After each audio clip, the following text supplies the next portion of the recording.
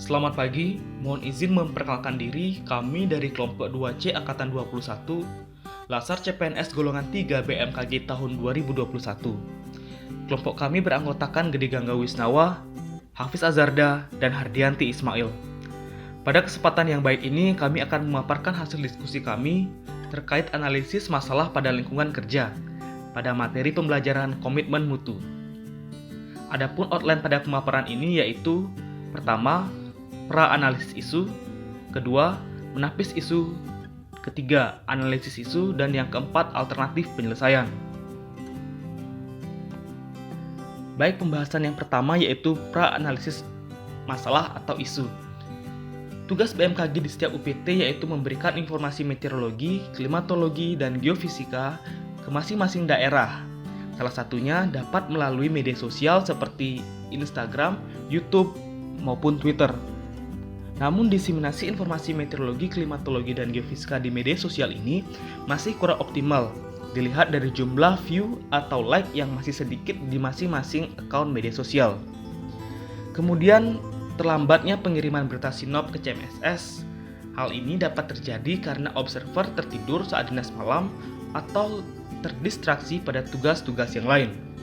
Nah, masalah yang terakhir adalah pengurangan pegawai observer karena diberlakukannya work from home atau WFH, mengakibatkan pengamatan cuaca yang dilakukan kurang optimal. Nah, dari pra-analisis isu tersebut diperoleh 3 isu utama yaitu diseminasi informasi MKG melalui media sosial yang kurang optimal, kemudian yang kedua, pengiriman berita sinop ke CMSS yang tidak tepat waktu, dan yang ketiga adalah pengamatan cuaca yang kurang optimal. Ketiga isu tersebut kemudian ditapis menggunakan teknik APKL atau aktual, problematik, kekalayakan, dan kelayakan dengan rentang nilai 1-5.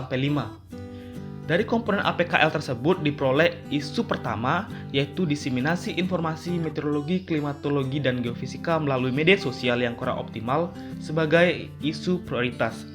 Hal ini dilihat dari total nilai APKL yang paling tinggi dibandingkan dengan isu yang lainnya.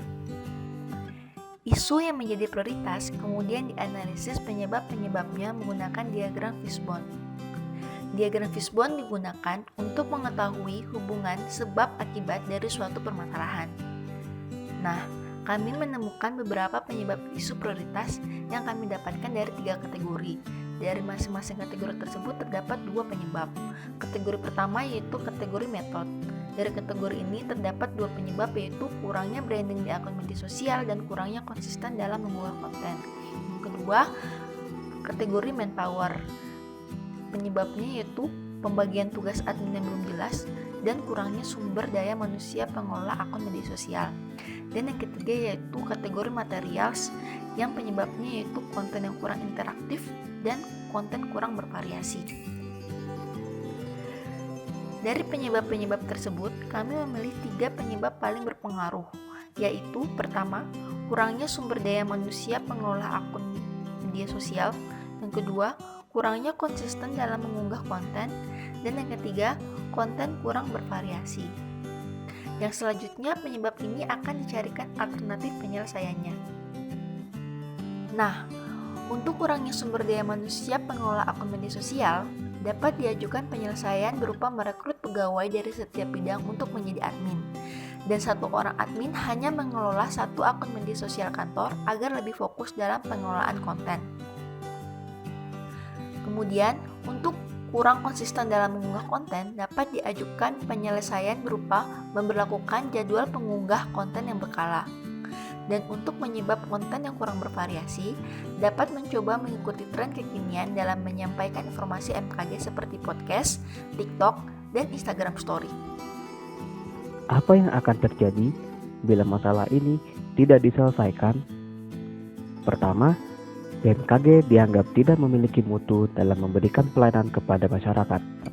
Kedua, masyarakat sulit mendapat informasi MKG terbaru di suatu daerah. Ketiga, kredibilitas BMKG akan menurun di mata masyarakat. Dan yang terakhir, menurunnya kesadaran masyarakat terhadap pentingnya informasi MKG. Dari pemaparan sebelumnya, dapat diambil kesimpulan bahwa setiap UPT atau instansi pasti memiliki masalah dalam memberikan pelayanan. Mencari solusi sesegera mungkin adalah salah satu cara untuk menjaga mutu pelayanan dan menjaga kredibilitas instansi tersebut. Sekian pemaparan dari kelompok kami, kurang lebihnya kami mohon maaf. Terima kasih.